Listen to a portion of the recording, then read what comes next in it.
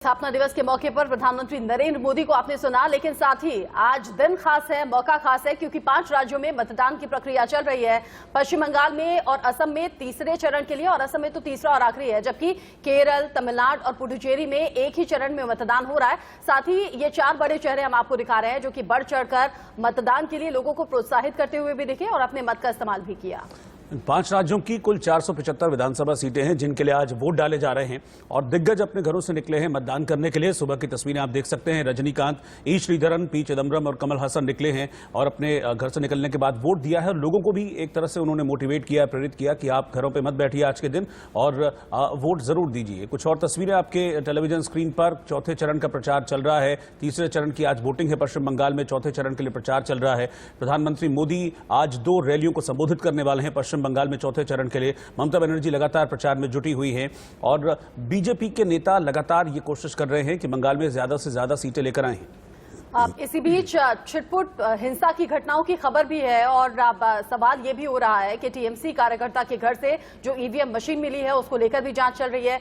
इसी सिलसिले में चुनाव आयोग ने कहा है कि जांच बिठाएंगे, लेकिन ये 4 तस्वीरें जो बता रही हैं क्या कुछ दिन का कार्यक्रम रहने वाला है। आज 5 राज्यों में मतदान की प्रक्रिया चल रही है। चौथे चरण के लिए प्रचार के लिए खुद प्रधानमंत्री नरेंद्र मोदी, ममता बनर्जी, बड़े चेहरे, बड़े नेता नजर आएंगे। ममता बनर्जी कल ही कह चुकी हैं कि एक पैर से मैं पश्चिम बंगाल जीतूंगी, जबकि 2 पैरों के साथ दिल्ली जाऊंगी, वो भी जीतूंगी। बिल्कुल। और इस बीच कुछ हिंसा और झड़प, जैसे कि आपने कहा रचना, तस्वीरें भी आ रही हैं पश्चिम बंगाल के आरामबाग की तस्वीरें हैं जहां पर बीजेपी और टीएमसी कार्यकर्ताओं के बीच झड़प हुई है और इस झड़प की तस्वीरें भी सामने आ रही हैं। ये तस्वीरें आप देख सकते हैं कैसे जो कार्यकर्ता हैं वो बेहद आक्रोशित नजर आ रहे हैं। इस दौरान जमकर नारेबाजी हो रही है। जरा सुनिए आप ये लोग किस तरह से नारेबाजी कर रहे हैं, हंगामा कर रहे हैं।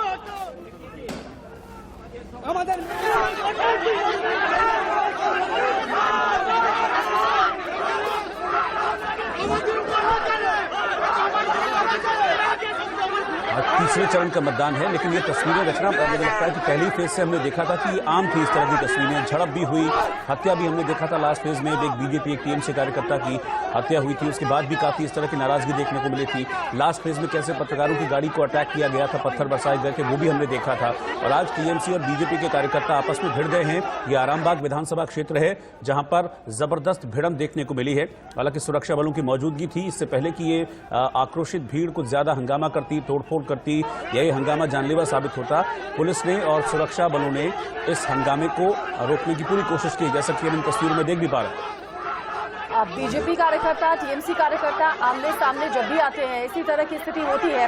और इसी बीच खबर यह भी है कि एक महिला बीजेपी कार्यकर्ता की हत्या हुई है। आरोप फिर से टीएमसी पर लगा है। इसी बीच टीएमसी कार्यकर्ता के घर से ईवीएम का मिलना लोगों में भ्रम भी पैदा कर रहा है और लोगों में गुस्सा भी पैदा कर रहा है। और उसी का नतीजा ये है कि बीजेपी और टीएमसी कार्यकर्ता आपस में भिड़ गए और जब स्थिति आउट ऑफ कंट्रोल नजर आई तो वहां जो सुरक्षा बल मुस्तैद थे उन्होंने स्थिति को कंट्रोल में किया। फिलहाल खबर यह है कि स्थिति काबू में कर ली गई है। किसी भी तरह से अब हिंसा न बढ़ने पाए, ये चुनाव आयोग की भी ड्यूटी रहेगी। साथ ही ये जो अतिरिक्त पुलिस बल बुलाया गया है केंद्र से, उनके भी कंधों पर ये विशेष जिम्मेदारी है कि शांतिपूर्वक तरीके से, निष्पक्ष तरीके से चुनाव प्रक्रिया पूरी हो। पश्चिम बंगाल में 31 सीटों के लिए मतदान हो रहा है और जैसे जैसे वक्त बढ़ रहा है वैसे वैसे लोग और ज्यादा संख्या में पहुंच रहे हैं। महिलाओं पर ज्यादा फोकस रहेगा। महिला बढ़ चढ़कर पश्चिम बंगाल में वोट कर रही हैं। बिल्कुल। और इस बीच आपको बता दें, जिस झड़प की आप तस्वीरें देख रहे हैं, इस झड़प के दौरान मौके पर टीएमसी सांसद सुजाता मंडल भी मौजूद हैं और ये तस्वीरें आप देख रहे हैं। लगातार हंगामा वहां पर चल रहा है। टीएमसी सांसद की मौजूदगी है अपने समर्थकों के साथ। बीजेपी और टीएमसी के कार्यकर्ता आपस में भिड़े हुए हैं। लगातार सुरक्षा बलों के कर्मचारी उनको समझाने की कोशिश कर रहे हैं। सुजाता मंडल जो कि तृणमूल की सांसद हैं, वो भी इस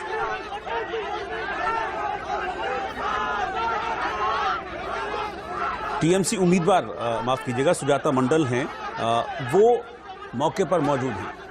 ये हंगामा चल रहा है और हंगामे की तस्वीरें आप लगातार देख पा रहे हैं। कोशिश की जा रही है इस हंगामे को शांत करने की। हालांकि सुबह से ही हंगामे की जो तस्वीरें हैं और खबरें हैं वो पश्चिम बंगाल में सामने आ रही हैं और यही वजह है कि पश्चिम बंगाल में 8 चरणों में चुनाव रखा गया। देखिए, वैसे अगर तमिलनाडु की बात करें तो 234 विधानसभा सीटें हैं, लेकिन वहां पर इतने हल्ले हंगामे की आशंका नहीं थी, इसलिए आज एक ही चरण में वहां पर चुनाव कराया जा रहा है।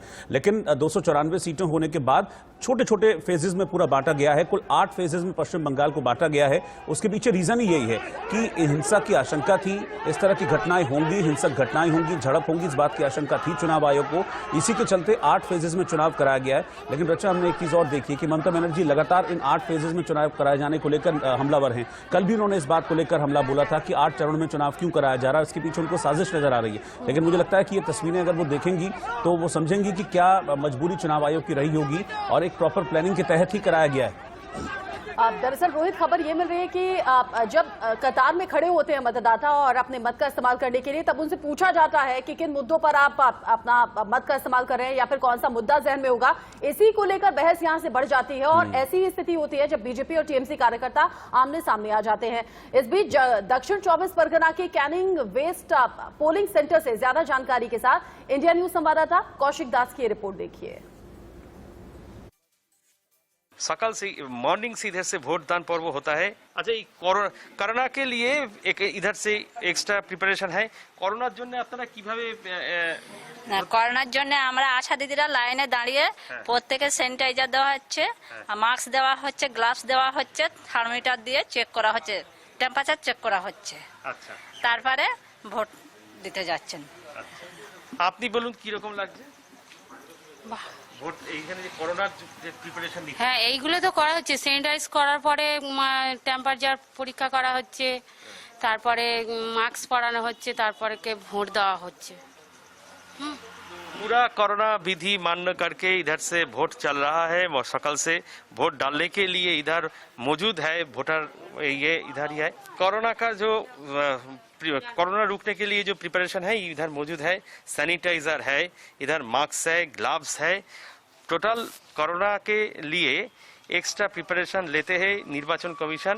इधर से चल रहा है। कैनिंग पूर्व से कैमरामैन दीप्तो के साथ कौशिक दास।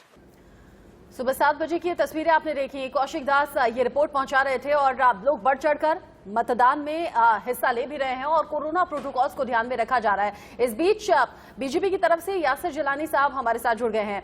यासिर जिलानी सर, आज तो 5 राज्यों में चुनाव हो रहा है, लेकिन सबसे ज्यादा जो जिक्र होता है वो पश्चिम बंगाल का होता है और 31 सीटों पर मतदाता निर्णायक भूमिका में इसलिए कहे जा रहे हैं, खासतौर से ममता बनर्जी का, अभिषेक बनर्जी का गढ़ माना जाता है इन सीटों में। ऐसे में बीजेपी किन कोशिशों के तहत लोगों के बीच पहुंची और आज की वोटिंग से आपको क्या उम्मीदें हैं? ये पिछले 6 महीने से और ये जो चरण है इसमें जो दृश्य आपके माध्यम से जो हमारे जर्नलिस्ट मित्र हैं जो बहुत ही रिसर्च के साथ अपनी पत्रकारिता करते हुए जो चित्र लेके आ रहे हैं, उसमें दिख रहा है कि ममता बनर्जी के जो लोग हैं और ममता बनर्जी के जो पार्टी के कार्यकर्ता हैं वो हताश और निराश हैं। उन्हें लग गया है, उन्हें एहसास हो गया है कि भारतीय जनता पार्टी का जो एक बिंदु था, एक केंद्र जिन्होंने बिंदु अपनाया था वो विकास का। और विकास का इसलिए हमने विकास की बात करी थी कि हमने तमाम भारत के जो दूसरे राज्यों में जहां जहां भारतीय जनता पार्टी की सरकार है वहां पे हमारा एक ही केंद्रित बिंदु होता है, वो विकास का मॉडल है। और उसी विकास के मॉडल को हमने बंगाल में बताने की जनमानस के साथ कोशिश करी और जनमानस ने इसको एक्सेप्ट किया और जनमानस इस वक्त एक बदलाव के कड़ी का हिस्सा बनने जा रहा है। आप देख रही हैं, आपने अभी दिखाया है कि किसी की जो सांसद हैं वो किस तरीके से बौखलाहट में किस तरह की हरकतें कर रही हैं। लगातार भारतीय जनता पार्टी के कार्यकर्ताओं पे हमले किए जा रहे हैं, लगातार मारपीट की जा रही है। तो ये दिखता है कि भारतीय जनता पार्टी वहां विजय की पताका की तरफ बढ़ रही है, विजय की तरफ बढ़ रही है। और बंगाल का जो सपना भाजपा ने सोनार बांग्ला, हमारे माननीय प्रधानमंत्री जी ने जो बात की है उस सोनार बांग्ला को बनाएंगे और बंगाल के लोग भी जो विकास से अब तक। ठीक है यासिर भाई, आप बने रहिए हमारे साथ, आगे भी आपके पास वापस लौटेंगे क्योंकि ममता बनर्जी ने कुछ और भी सवाल उठाए हैं और वो सवाल ऐसा लग रहा है कि जैसे वो चुनाव आयोग की मंशा पर सवाल उठा रही है। इस पर भी मैं आपसे जवाब लूंगा। और विवेक श्रीवास्तव जी भी हमारे साथ जुड़ गए हैं, सीपीआई के नेता, उनके पास भी हम चलेंगे। एक छोटे से ब्रेक के बाद लौटना है फौरन वापस।